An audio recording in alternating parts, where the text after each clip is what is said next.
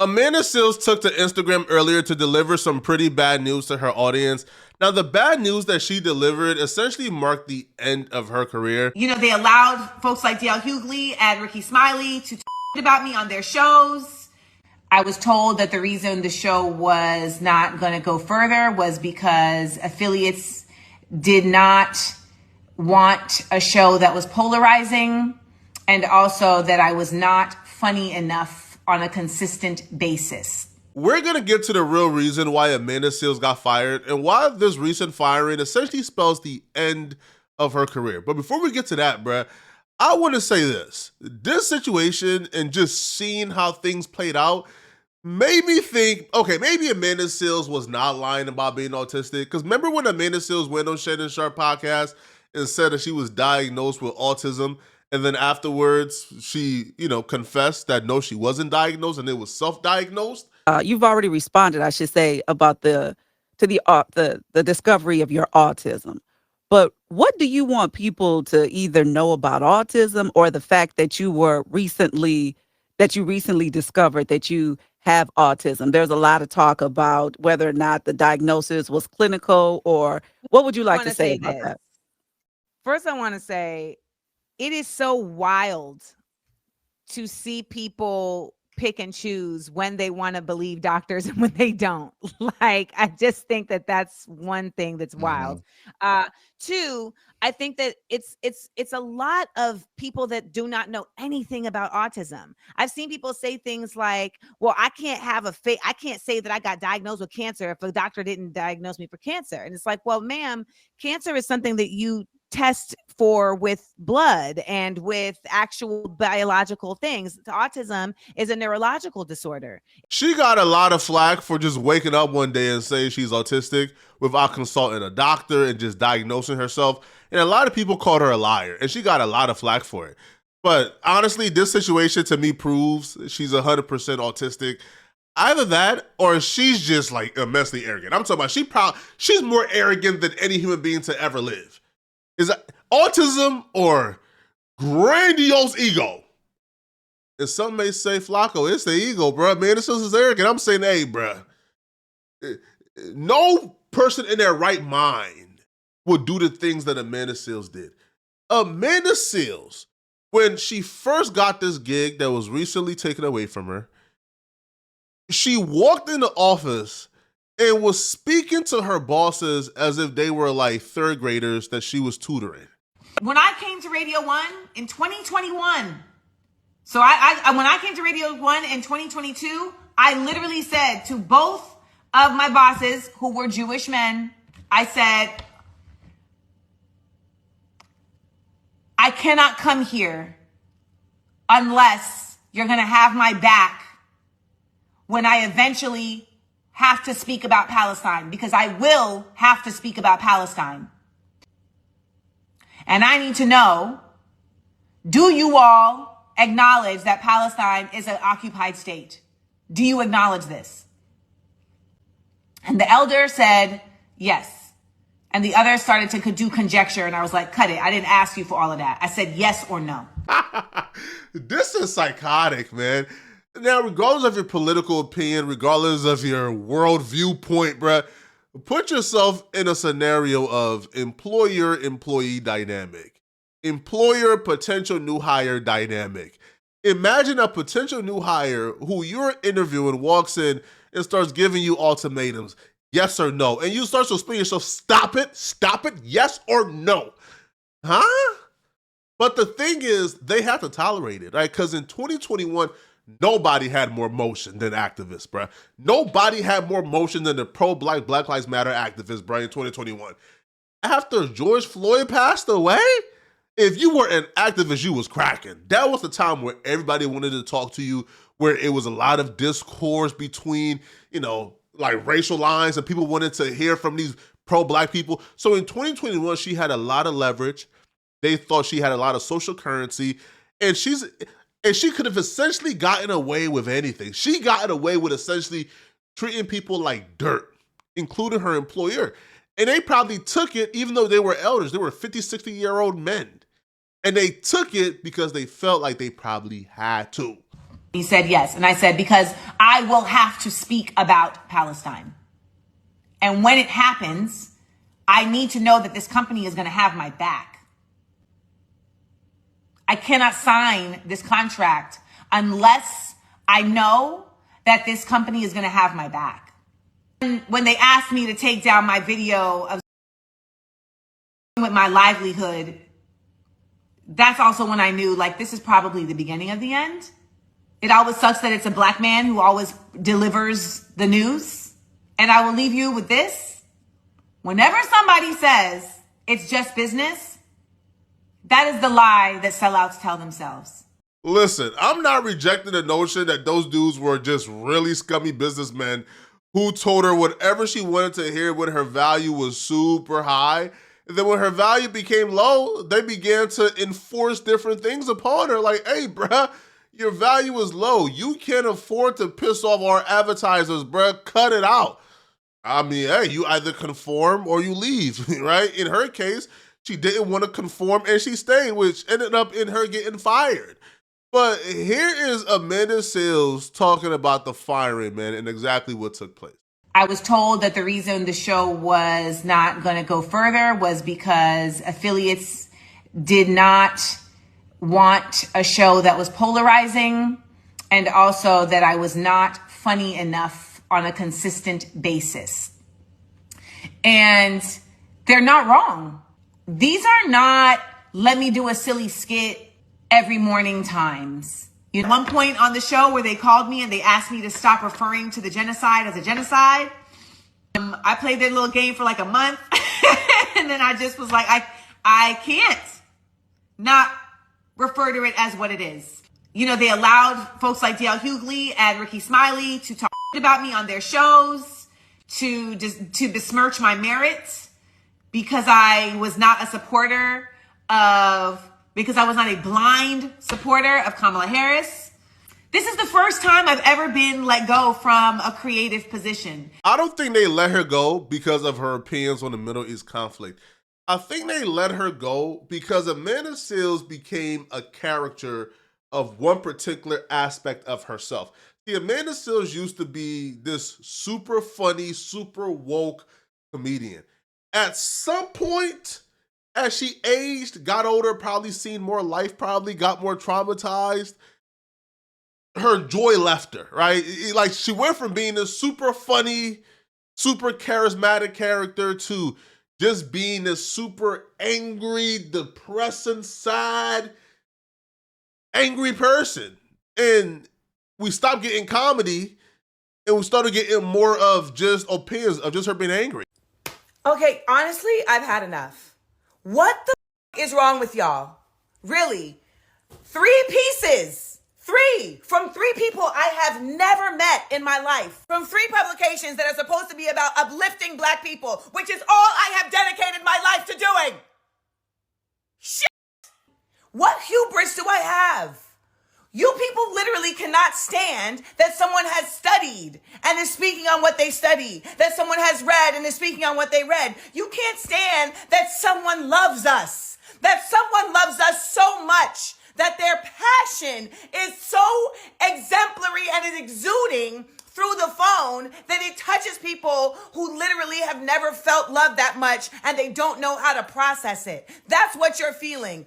Imagine being Radio 1 and thinking you're hiring Wanda Sykes for the comedic value, but instead Asada Shakur show up to work and all you hear is Black Panther raving and ranting, bruh.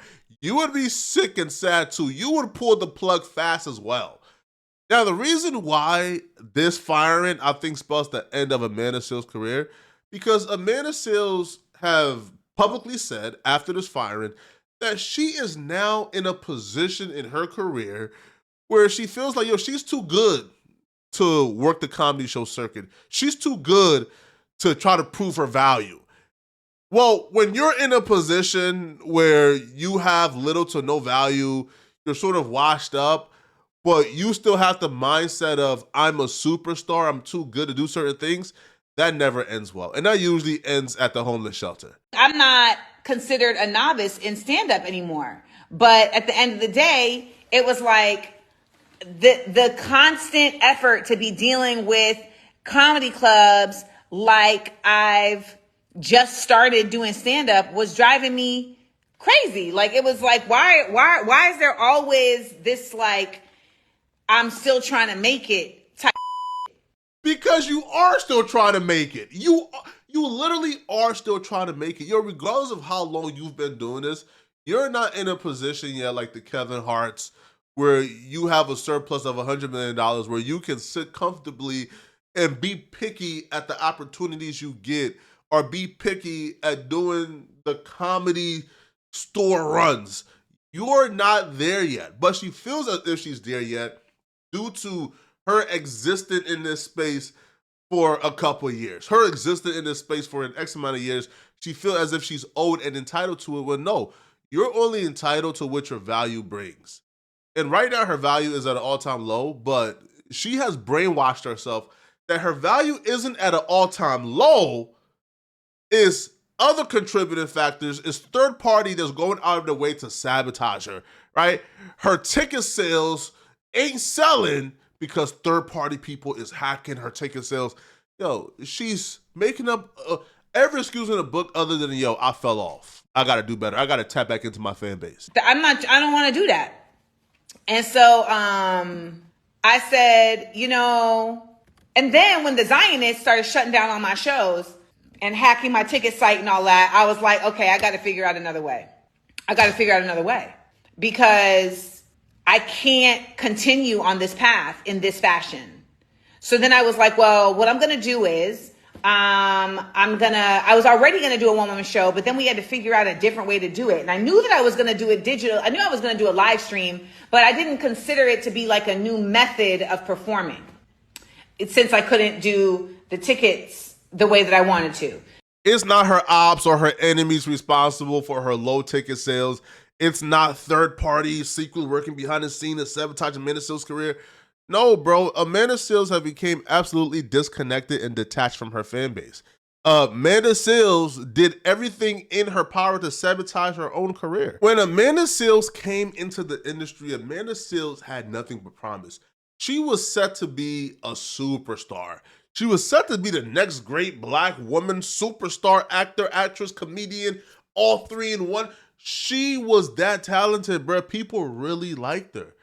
But as she got older, bro, whatever sickness going on in her mind, yo, just began to get in the way of her career, bro. Because no matter where Amanda went, no matter where, whether it was a TV show, a radio station, no matter what opportunity she was given, bro, Amanda Seales found a way to F it up and create conflict and a burning of bridges on her way out. It happened everywhere, bro. All right. When Amanda Seales' career was on the decline, she got an amazing opportunity from Issa Rae to be a part of a hit TV series, an absolute banger TV series called Insecure that put Amanda Seales in front of millions of people. And you know how Amanda Seales repaid Issa Rae? Well, Amanda Seales started beef with Issa Rae's assistant. Amanda Seales then left the show and began to criticize Issa Rae on her way out the show. It's where I was being like bullied. And Issa laughed in my mother face as I was crying and said, well, you do have a tone. At the end of season 1, I pulled Issa aside after this. I said, can we go to dinner? I want to take you to dinner. I took her to dinner. I said, I feel like you think I have something against you. And I don't know why you feel that way. Because we had been cool from even before this. Right. She was like, well, no. I said, I feel like you have something against me. And she said, well, I feel like you have something against me. And I was like, based on what? Because again, Shannon, I'm on your show. Right. I can't do I'm only to get scenes added if you add them. I'm in pocket, baby. I can't do nothing. Mm-hmm. So I said, well, why? She said, well, I guess I was looking at you like your character. Amanda Seales was involved in a lot of workplace drama on Insecure, involved in almost everything, had beef with people on set.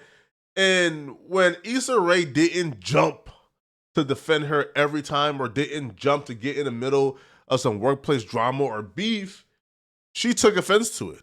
And she held that personally against Issa Rae, even though Issa Rae never did anything personally to to Amanda Seales, right? So her going on podcast, speaking on Issa, trying to tear her down was absolutely crazy. Taking into consideration, Issa Rae gave you a really big opportunity. But we've seen it's not just Issa Rae. Amanda Seales got an opportunity that was a once-in-a-lifetime opportunity. She got a seat at The View.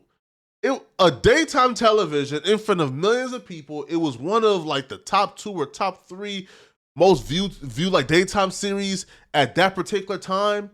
So Amanda Seales had a really good gig. Amanda Seales went out of her way to sabotage that as well. Arrived because my contract is up at The Real and I did not renew it because it doesn't feel good to my soul to be at a place where I cannot speak to my people the way they need to be spoken to, and where the people who are speaking to me in disparaging ways are not being handled. Mm-hmm. I'm not in a space where I can, as a full Black woman, have my voice and my coworkers also have their voices, and where the people at the top are not respecting the necessity for Black voices to be at the top too. Voices need to be heard based on merit, not based on race. Just because you're, I guess, a pro-Black sister, you don't deserve to come to a program or a platform as huge as The View and automatically have your voice weigh the exact same as the executives at the top. Is you out of your mind? Is you crazy? Are you crazy? Now, she would speak on ways that she felt oppressed at the workplace. And she, when she tells the story, bruh, of how she felt oppressed, it's one of the funniest things you would ever hear, bruh. And it's funny because you're about to see how Amanda Seales create conflict and tension out of everything possible. Producer at The Real, one of my producers at The Real, my showrunner at The Real, we were talking when we were doing Ahmaud Arbery, like when we were talking about that story, she was like, okay, so we're gonna talk about this, like, and she was like, but his name, Adrian, say his name, and Adrian was like, Ahmaud Arbery, and she was like, right, yeah, I just can't pronounce his name, and I'm like, you can't pronounce Ahmaud Arbery? First of all, the word Arbery is actually it may not be spelled the same, but it is pronounced the name. It's a study of trees. It's literally like in the English language. So it's not even like it's like some other, and I'm like, you know what's not in the English language? Your last name that has 7 consonants lined up against each other. And yet we are able to pronounce that. So I am. Well, we gifted. We gifted. You know, we got it. But yeah, so no, I was basically like, you need to learn this now. Ahmaud Arbery. And she was like, Ahmaud Arbery. I'm like, figure it out. I want to apologize. I kept saying The View for some reason. It's The Real, not The View, The Real. But even that, bruh, a store runner, somebody who's that low on the totem pole, boy. Listen, if she's reading a paper with the word AHMAUD, bruh, as a white woman from, let's say, an environment that's not urban, she may have a tough time reading that. Just like, bruh, if you put certain words that may appear simple to you, you put it in front of me, bruh, I probably won't be able to pronounce it just as you would pronounce it, bruh. Or look, give the word water to somebody from Memphis and see how they pronounce it, bruh. Right? Yo, she probably is a store runner. She probably got anxiety, don't want to mispronounce Ahmaud Arbery's name because she knows how you would freak out. If she attempted to say the name correctly and she mispronounced it, she know you would have freaked out. So you freaking out and treat her as if she's like a toddler. Say it now. Say, Ahmaud, say it now. Get it right. Huh? Why do you treat people like this? Like, this is, like, why do you move like this? Why? But this is not all. Like, this is only like the surface level of drama when it comes to Amanda Seales, bruh. Amanda Seales go out of her way to create enemies for no reason. Now, one of the things that accelerated the downfall of Amanda Seales was when Amanda Seales put false accusations on a very respected doctor called Myron Rose. All right, she tried to paint this man as like a serial Epstein type. Come to find out, bruh, she walked everything back and he wasn't that. But it wasn't just him. She tried to paint Offset like he was an abuser, DDG. So here's the throwback of something I made a while back that nobody really seen, all right? This is Amanda Seales trying to attach abuse accusations to multiple people. One person that I actually got excited about, like, who had dropped in my DMs, I basically, like, manifested 2 years ago. I was like, this person is going to eventually fall into my DMs. Mm-hmm. And if, like, he did, we had a conversation, and I talk about this on my podcast, Small Doses. Like, within the first conversation, he's like, when are you coming to Boston? And I was like, well, I'll be there February 23rd. Well, we know he's from Boston for now. my show. We know he's from Boston. And he was Nice like, clue. no, I need to see you before that. Easy, B. Like, Easy B. Easy B. The man she's referring to is Myron Rowe. Now, when a man wants you to come over almost immediately, he's trying to smash. He's not trying to be in a relationship with you. Apparently, she was off-putted by that. Cool. But that's not really harassment or off-putting or even concerning behavior. Really don't take it lightly what I'm about to say. Because when you name names, you know, you put not only that person out there, but you also put yourself out there. But I feel as a woman who makes it my business to be a warrior for the truth, that it needs to be said. I, on my podcast and on The Breakfast Club, spoke about an individual who had approached me on the internet and who we spoke on the phone, and that they said some troubling things in the conversation that made me take a step back. Take a mental note at how she painted him asking her to fly to Boston to see him as something troubling he said in a conversation that made her take a step back. Now, magically, just out of nowhere, she found 8 anonymous sources, other women who can validate her story and who also have predatory occurrences with Myron. And that also, with literally like no investigation, it was brought to my attention that he had sexually harassed a woman by opening the door when she came to meet him for a date, butt naked. And then telling her that she was the one who was overreacting, et cetera, et cetera. Now, I heard that one story and was just like, whoa, that's crazy. When I spoke about him on my podcast and on the Breakfast Club, I didn't say his name. I literally just said a couple like characteristics about him, and it has been shocking and incredibly discomforting to me how many women, 8 as of tonight, that have come forward to say his name. They knew exactly who he was, to say his name, and that he had been incredibly problematic. And this live stream of hers get worse because she then names him by name and put him on blast while she levies accusations as if they were the absolute fact and the truth, when these were just anonymous tips upon the assumption that she actually received those tips. She was saying this as if it was facts. And for her to go as far as to name him by name and then warn other women to stay away from him and call him a predator while this man have a professional career to maintain without any proof whatsoever, people were upset and outraged at what she just did. You know, behaved in a very sexual, predatory way with them that some have said could have gotten him fired. So I say all that to say, if you are approached by Myron Rowe, you should just be mindful. I don't have empirical proof, but I've had enough women come forward saying that he was incredibly inappropriate with them, that I feel it would be inappropriate of me to not put the word out there that there is a man that is not being okay. Myron Seales will take to Instagram to defend himself. Now, I'm not saying this dude is innocent. I'm just saying up to this date, Amanda Seales haven't really provided any type of proof to validate the accusations she levied against him. Myron would say that she's capping, she's lying, and that she's only doing this because she wanted a different type of relationship than he wanted, aka he wanted to smash and she wanted to be wifey. Now, he will say in regards to the other accusations that she's saying that other women are telling her about Myron, he will say none of it has been substantiated. He's not even sure if she actually got those stories from people or if she's making it up herself. Now, Amanda Seales will come back and really tarnish her public reputation by copping a plea and backtracking on the accusation she made against Myron. Some things to address.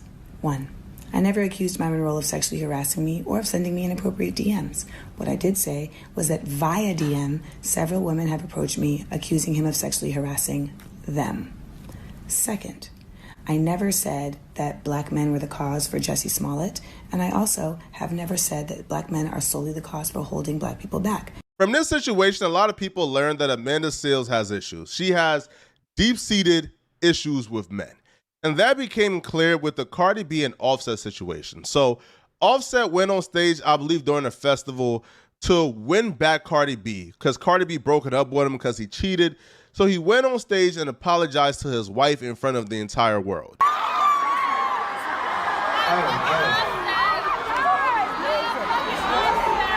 want to tell you I'm sorry, bro. First, in front of the world, I love you. But everybody got to do to show you, bro. A very single Amanda Seales decided that she was going to make a video and speak on these people's marriage and apparently paint Offset as some type of abuser and toxic dude. A boy of mine hit me today and he was like, I don't understand why people are saying that Offset coming on Cardi's show and trying to do a grand gesture is toxic. There's so much to unpack. In a nutshell, it's toxic because it is somebody who has created the negativity in the situation, trying to control the situation. He knew exactly what he needed to do to keep her in his life, and he did not do that. And now he's doing grand gestures, and it's not helpful because it doesn't correct the wrongdoings. Furthermore, it is him trying to control the narrative. But when he had the power to control the narrative with his own behaviors, he chose to be hurtful. It's no longer your narrative now. People couldn't believe why she was getting herself involved and why she was trying to paint Offset as some type of like super toxic, abusive boyfriend. It was insane. But she didn't stop at just Offset and Cardi B. She would also do the same thing to DDG. When DDG was actually on Bootleg Kev defending his girlfriend being a Little Mermaid, Hailey Bailey, and saying, bruh, people are tripping for trying to say she can't play the Little Mermaid because she's black. Like, I didn't know racism like this still existed. And she would tell Hailey Bailey to break up with DDG because DDG was defending her on Bootleg Kev. It was sweet, and she really liked that in person. So it's like, if people actually took the time to realize who's actually playing the Little Mermaid instead of just going off that she's black, I think they'd be like, every once in a while, we tripping. get reminded like how terribly racist America still is. Yeah, I didn't know people was this racist. I didn't know this was. Neither did I, dude. I thought this shit was gone already. Halle Bailey's boyfriend, DDG, says he wasn't aware of racism was still an issue until the Little Mermaid backlash. I thought Martin Luther King canceled that shit out.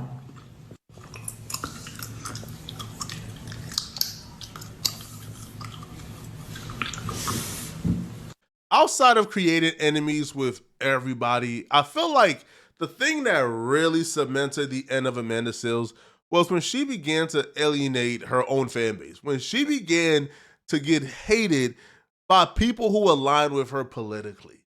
Amanda, bitch, I will fuck you up. Who the think you is? Who the you think you is, Amanda? Get the fuck out of here. Amanda, you get your ass beat, bitch. Get to the parking lot. Get to the parking lot. All you get fucked up. Welcome here, bitch. You welcome here.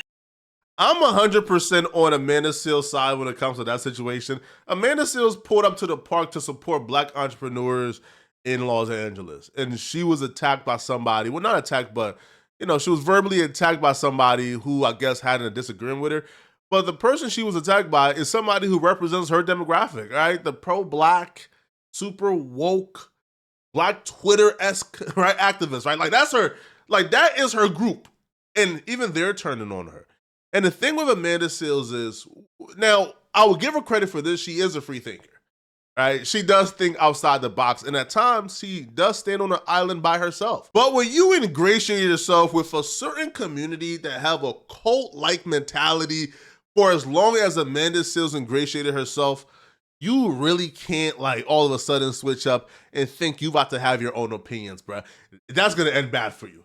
It's kind of like playing with the alt-right for too long and then all of a sudden becoming a centralist and start criticizing Trump. It's not going to end well for you, right? You're going to lose your fan base, right? If you built your fan base off cult-like people, well, you have to stay in the hive, or else if you leave the hive, they're going to turn on you and they're going to eat you up. And that's what happens with Amanda Seales, right? She ingratiated herself with a fan base that's cult-like, a fan base that's super pro-black, super pro-woman, and then when Kamala Harris ran for president, Amanda Seales turned on Kamala Harris, which is, again, I applaud her for being brave enough to do that. But if 99.9% of your fan base is obsessed and have a cult like I guess like indoctrine of Kamala Harris, and you go against that, it's never going to end well for you. Like, you're just going to get hated. Put in clips of Kamala Harris stating things. I don't need politicians to state things. I need politicians to do things. When I met with Kamala Harris after she summoned me, I said to her straight up, you talk out two sides of your neck and we don't know what you're talking about. I wouldn't be surprised if it's Kamala Harris who's trying to shut me up. Because I told her straight up that I feel like she is disingenuous in her messaging. And she said to me, well, you're being too critical. And I said, I am a voter. I'm supposed to be critical. That's my job. And I want to see actions. She said, well, how am I supposed to talk about racism in America without calling Americans racist? I said, well, first of all, there are many racist Americans. Amanda Seales haven't had too many bright spots, but I feel like that was one of her bright spots. She was honest, she was transparent, she was true to herself. But the thing is, when you have laid with people with a cult-like mindset for as long as you have, if you have aligned yourself, got in business with, ingratiated yourself, created a fan base from these people who think like a cult, and you go against what they believe is the truth, and you go against what they've been taught is their savior, those people are gonna choose the cult over you. And with Amanda Seales, it felt like the alt-right would never embrace her. The right way would never embrace her. It felt like her home was the super radical leftist.